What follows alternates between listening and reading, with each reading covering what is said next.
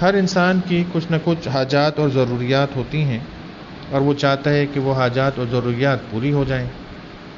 اس کے لیے وہ مختلف ہیلے بہانے کرتا ہے.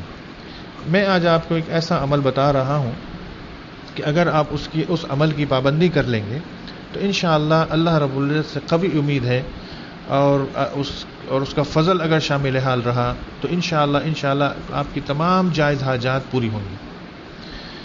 اور وہ عمل یہ ہے کہ جو حضرت امام شافعی رحمۃ اللہ علیہ سے منقول ہے. وہ فرماتے ہیں کہ حضرت خضر علیہ السلام نے بعض عابدوں کو ایک خاص نماز کی تعلیم دی اور فرمایا کہ اس نماز کے بعد جو کچھ مانگو گے وہ ملے گا. اچھا، وہ نماز پڑھنی کیسے ہے؟ کہ 2 رکعت نماز پڑھنی ہے.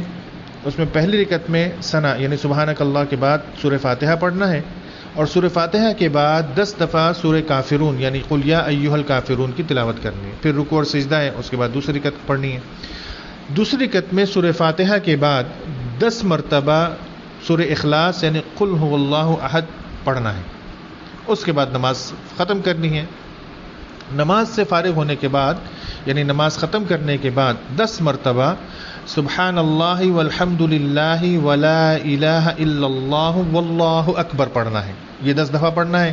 اور اس کے بعد 10 مرتبہ ربنا آتنا فی الدنیا حسنہ وفی الآخرۃ حسنہ وقنا عذاب النار، اس دعا کو پڑھنا ہے.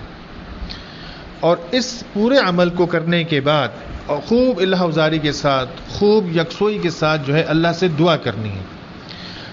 ٹھیک ہے نا؟ یعنی اللہ سے دعا کرنی ہے تو جس ضرورت کے لیے بھی دعا کی جائے گی انشاءاللہ وہ قبول ہوگی. لیکن نمازوں کی پابندی، تلاوت قرآن کی پابندی، استغفار، گناہوں سے بچنا، درود شریف یہ بھی کرنے ہیں. ایسا نہیں کہ بس اسی پر عمل کیا اور ہم جو ہے وہ باقی چیزوں سے آزاد ہو جائیں، ایسا نہیں ہے. نمازوں کی پابندی، 5 وقتہ نمازوں کی پابندی جماعت کے ساتھ مردوں کے لیے، خواتین گھر میں. تلاوت کی پابندی، روزانہ کی تلاوت، کم سے کم 3 دفعہ استغفار، 300 دفعہ استغفار، 300 دفعہ درود شریف، اور گناہوں سے بچنا یہ بھی ضروری ہے. اللہ تعالی ہماری تمام جائز ضروریات کو محض اپنے فضل و کرم سے پورا فرمائے.